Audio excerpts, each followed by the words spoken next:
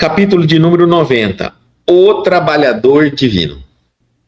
No Evangelho de Lucas, capítulo 3, versículo 17, João Batista disse assim: ele tem a pá na sua mão, está falando de Jesus, limpará a sua eira e juntará o trigo no seu celeiro, mas queimará a palha com fogo que nunca se apaga. Emmanuel. Apóstolos e seguidores do Cristo, desde as organizações primitivas do movimento evangélico, designaram-no através de nomes diversos. Jesus foi chamado o Mestre, o Pastor, o Messias, o Salvador, o Príncipe da Paz. Todos esses títulos são justos e veneráveis. Entretanto, não podemos esquecer, ao lado dessas evocações sublimes, aquela inesperada apresentação do Batista. O precursor designa-o por trabalhador atento, que tem a pá nas mãos, que limpará o chão duro e inculto, que recolherá o trigo na ocasião adequada e que purificará os detritos com a chama da justiça e do amor, que nunca se apaga. Interessante notar que João não apresenta o Senhor empunhado de leis, cheio de ordenações e pergaminhos. Nem se refere a ele de acordo com as velhas tradições judaicas, que aguardava o divino mensageiro num carro de glórias magnificentes. Refere-se ao trabalhador abnegado e otimista. A pá rústica não descansa ao seu lado, mas permanece vigilante em suas mãos. E em seu espírito reina a esperança de limpar a terra que lhe foi confiada às salvadoras diretrizes. Todos vós que viveis empenhados nos serviços terrestres, por uma era melhor, mantente aceso no coração o devotamento à causa do Evangelho do Cristo. Não nos cerceiem dificuldades e gratidões. Desdobremos nossas atividades sob o precioso estímulo da fé, porque conosco vai à frente, abençoando-nos a humilde cooperação, aquele trabalhador divino que limpará a eira do mundo. Aqui tem significados profundos na tradução das palavras do Cristo. Significados profundos. Aqui ele fala assim, ó, olha, João Batista se referiu ao Cristo dessa forma. Ele tem a pá na sua mão. Limpará a sua eira e juntará o trigo no seu celeiro. Mas queimará a palha com o fogo que nunca se apaga. Com o fogo que nunca se apaga. O fogo que converte. Né? Então vamos lá. Apóstolos e seguidores do Cristo, desde as organizações primitivas do movimento evangélico, designaram-no através de nome diverso. Então, ele designava o Cristo dessa maneira, que ele tinha uma pá na mão, ele era um trabalhador. Então, já mostrava assim, ó, ele não é aquele que vem só para mandar os outros fazer. Ele está com a pá na própria mão, ou seja, é aquele que ensina e faz. É o comandante que trabalha. João Batista tinha uma maneira interessante de falar do Cristo, e é importante quando a gente lê a Bíblia, porque João Batista é um espírito extremamente evoluído. E ele tem uma maneira singular de respeito a se dirigir à pessoa do Cristo. É bem diferente de nós, né? Nós somos mais no ponto religioso. Ele é uma maneira mais de mestre, quase igual para igual, né? Mas um sentido de mestre. É diferente a maneira dele se dirigir. Então, e aí ele está falando aqui, ó, Jesus foi chamado por várias formas, Mestre, Pastor, Messias, Salvador, Príncipe da Paz. Todos esses títulos são justos e veneráveis, não retiro nenhum. Agora, não podemos esquecer, ao lado dessas evocações, desses títulos, aquela inesperada apresentação do Batista. Então, por isso que ele está chamando aqui a atenção. Como eu falei, a maneira como ele se dirige a Jesus tem mais significado que simplesmente alguém evoluído, né? A evolução do Cristo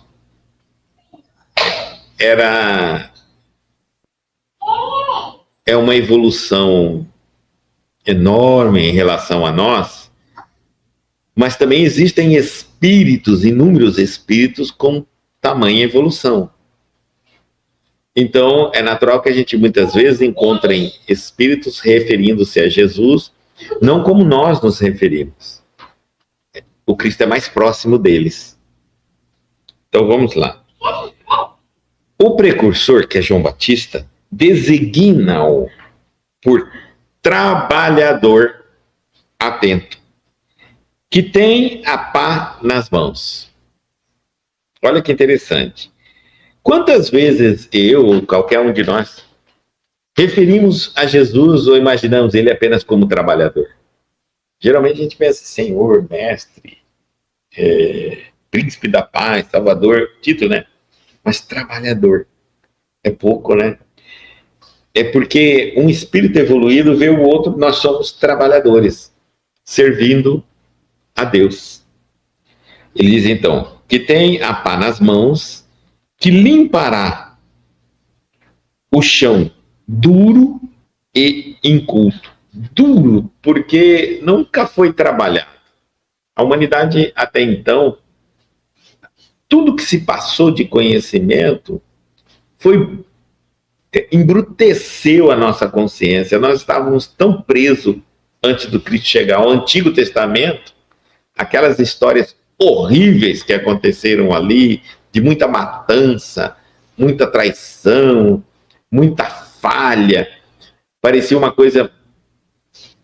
raros foram os escolhidos por Deus que tiveram sucesso, todos falharam. Era terrível, né? Os judeus eram um povo muito difícil, o tempo todo em briga, em guerra, em luta. Então, o chão estava muito duro.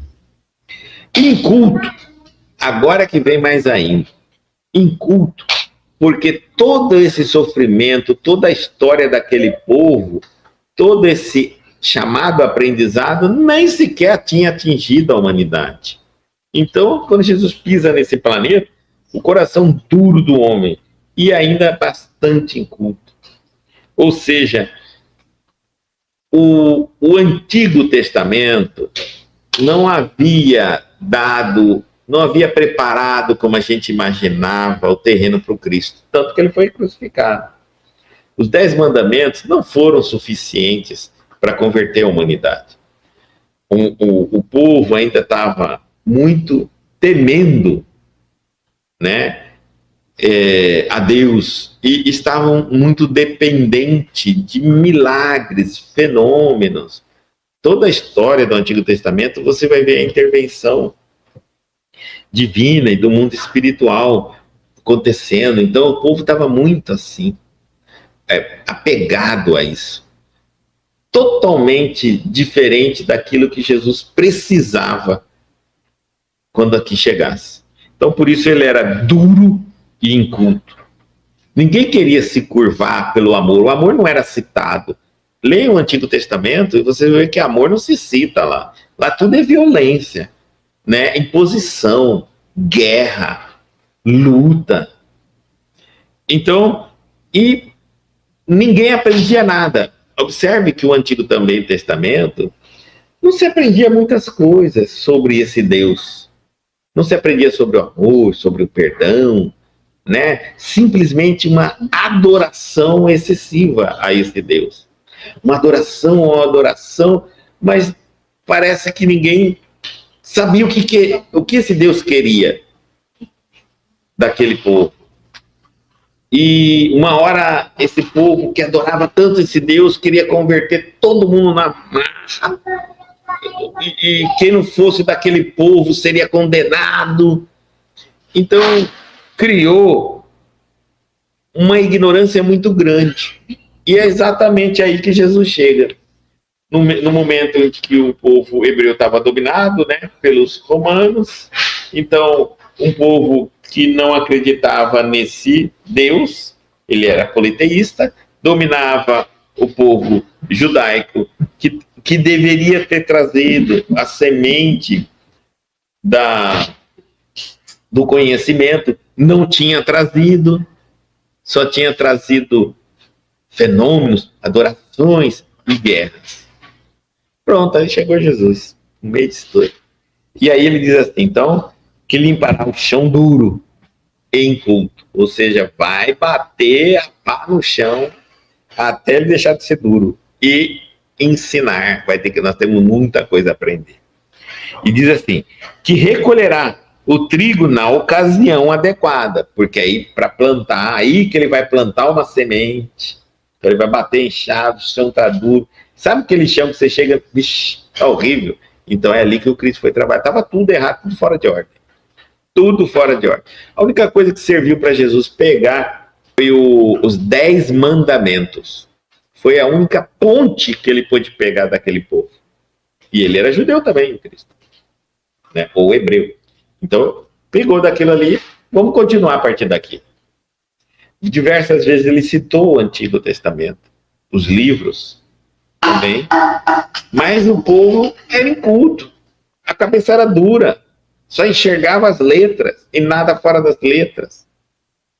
Então ele diz, bom, na ocasião adequada ele vou plantar aqui, e foi plantar. E aí o grão de trigo vai crescer, brotar, crescer e vai dar o trigo. E tem vai passar por as chuvas e tudo mais um tempo. Aí quando tiver o tempo da colheita, ele ainda vai colher. E então, o trigo na ocasião adequada e que purificará os detritos com a chama da justiça e do amor que nunca separa. Essa é a parte mais bonita que eu acho. Porque aquilo que não presta, é isso que eu acho muito bonito na justiça de Deus. Existe um monte de conhecimento e um monte de teoria. Tem coisa que é verdade, tem coisa que não é verdade. Então, o bem é capaz de transformar esse Deus de justiça e de bondade até o que não é verdade, até uma teoria que parece não ter valor nenhum, até comportamento dos homens que estão errados, consegue transformar isso em algo bom. E aí você vai falar como? Simples, porque para Deus não existe o certo e o errado, o bem e o mal. Então, mostrar que mesmo os grandes erros cometidos foi muito bom para ensinar o ser humano a não cometê-los mais. Mais ou menos assim. E cada um no seu grau. Né? Quando a gente erra, a gente acaba... Depois, vou voltar aqui. Quando eu escolho um caminho, quando eu tenho o direito de escolher um caminho, escolho um caminho, e esse caminho está errado, eu acabei de aprender um caminho a menos para escolher. Então, é aí que entra essa chamada justiça. Você não será punido por escolher, porque você é livre para escolher. Se você for punido por uma escolha, você não era livre, você não tem essa liberdade, esse livre-arbítrio. Então, a justiça entra para não punir os que escolheram errado, os que mentiram, os que fizeram errado. Mas o amor, a justiça e do amor. Essa é a chama que nunca se apaga. Justiça e amor. Amor, porque você precisa amar, ou seja, nunca considerar os que estão errados, os que erraram, algo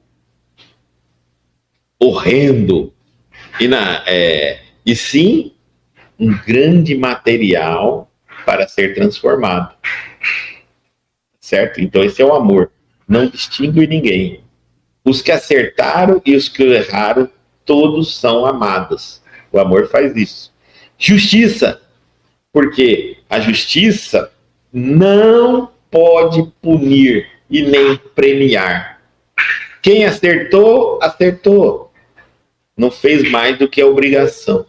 E já tem os benefícios do acerto. Por si só.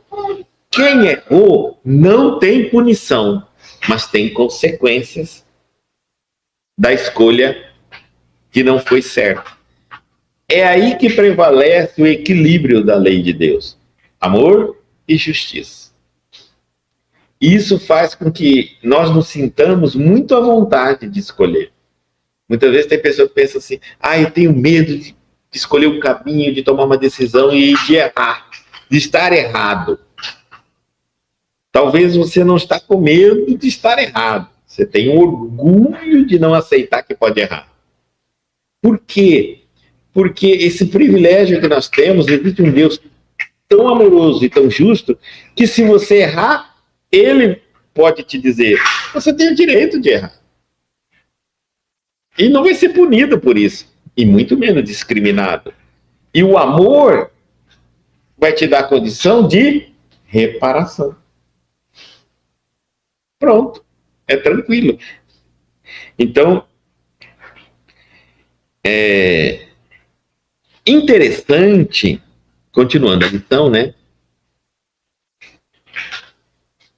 Interessante notar que João não apresenta o Senhor empunhado de leis, cheio de ordenações e pergaminhos, nem se refere a ele de acordo com as velhas tradições judaicas, que aguardavam o divino mensageiro num carro de glórias magnificentes. Até hoje a gente vê imagem de Jesus retornando com coroa, diamante, carruagem de ouro, tudo de ouro, aquela coisa assim que é uma ostentação absurda na nossa cabeça.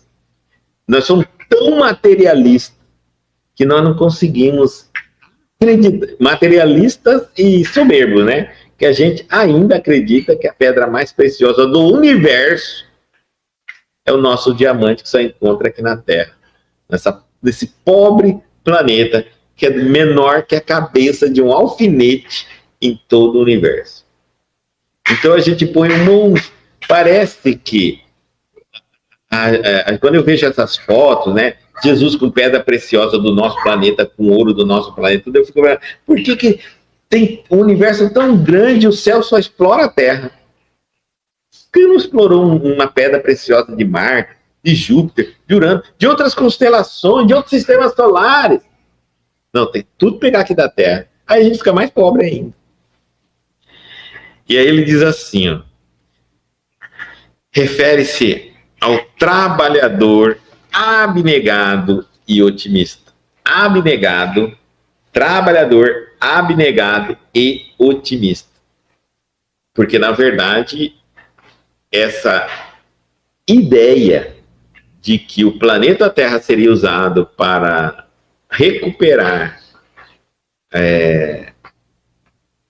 também, né, para recuperar os povos desterrados de outros planetas, era por Jesus. Ele acreditava nisso. Né? Ele tinha fé de que, rebanhando esse povo e colocando no planeta Terra, poderia sim ser trabalhado dessa maneira. Então ele era muito otimista. Abnegado porque ele serve perfeitamente as ordens de Deus. E junto, não só ele, como todos os demais que o auxiliam, né? E trabalhador porque ele não para de trabalhar nunca. E ele diz assim, a pá rústica não descansa ao seu lado. Essa pá que continua escavando, batendo, procurando na alma dos espíritos que estão presos ao nosso planeta, né, que reencarnam aqui no nosso planeta, que são atraídos pela vibração do nosso planeta a reencarnar no nosso planeta, seria mais certo falar assim, né? Então, vem os cabeça dura, vem os ignorantes, vem os rebeldes, vem os maldosos. E essa pá dele é rústica, não descansa, continua batendo, ou seja, não maltratando, mas cavando, buscando oportunidade de apresentar a sua lei, que não é a lei dele, mas é a lei de Deus, de explicar e tudo mais. É uma escola, é o professor que fica lá cavando na cabeça dos alunos para ensinar. Não descansa ao seu lado, mas permanece vigilante em suas mãos.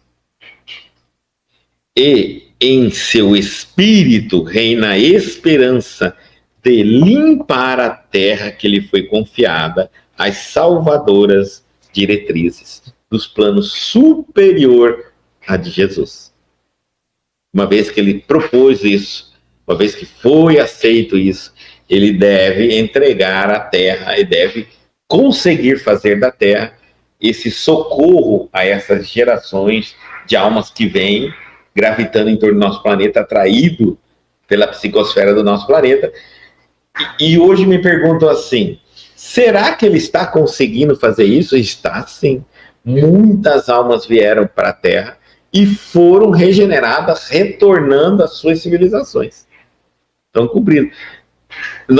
Por que nosso planeta hoje é considerado regeneração? Nós estamos na reta final, nós estamos só com a rapa no tacho daquela panela que passou muito tempo e não conseguimos. Parte somos nós mesmos, terrícolas da Terra, e parte vindo de outros locais. Então, estamos no final. Por isso que dá a impressão que está concentrada a maldade aqui.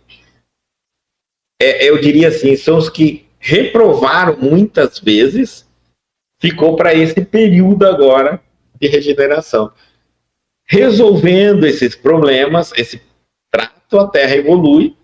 Aí sim, aqueles que não conseguem acompanhar vão para outros planetas e assim sucessivamente acontecendo.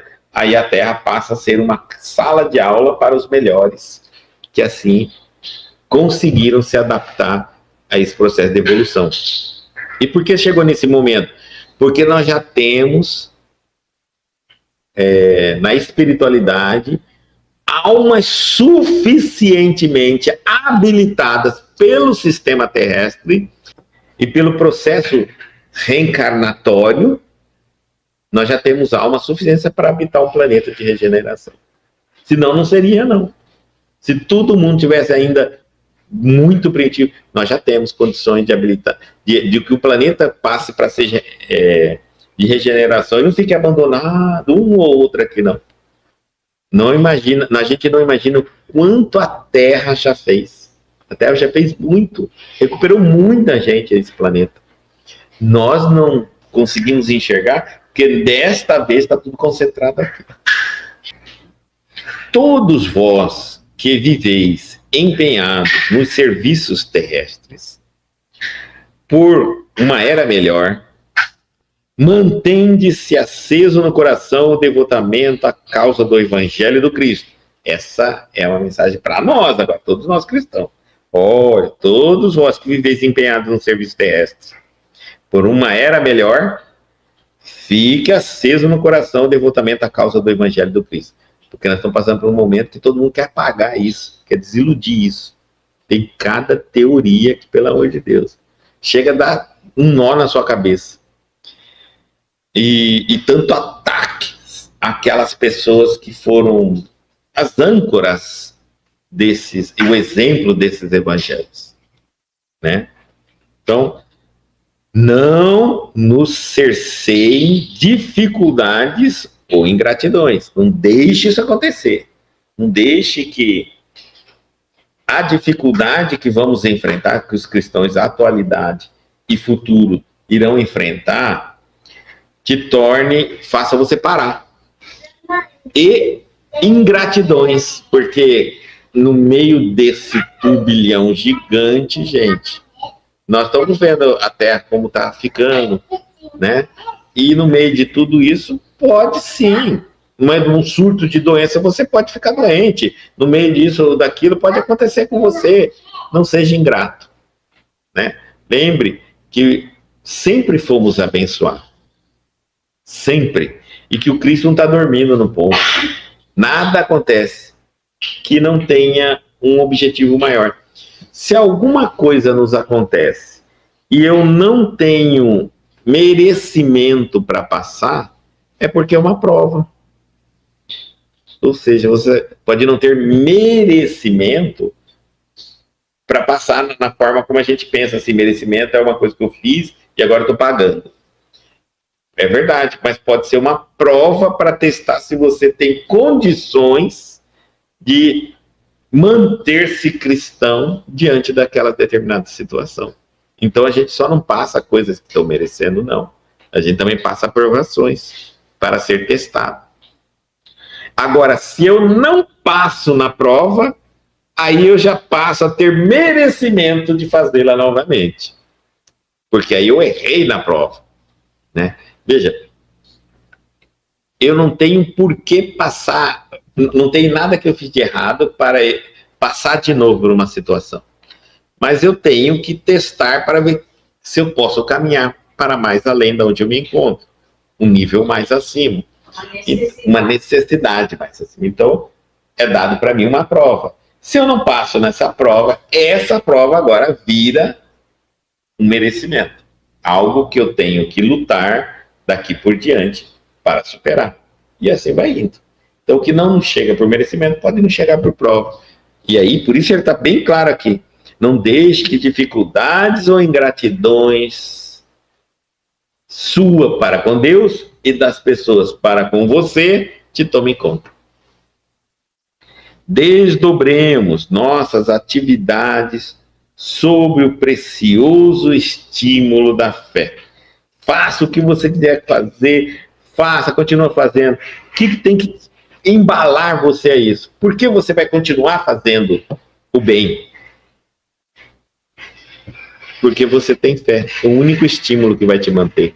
Vai chegar às vezes vai chegar, pode vir a chegar no momento na Terra que não vai haver muito obrigado para quem fizer o bem. Então, não fique pensando que sempre as pessoas vão sorrir, vão te acolher porque você vai estar fazendo bem. Não, pode chegar um momento na Terra que você vai ser perseguido por isso. Está bem claro. E você vai ser punido por isso.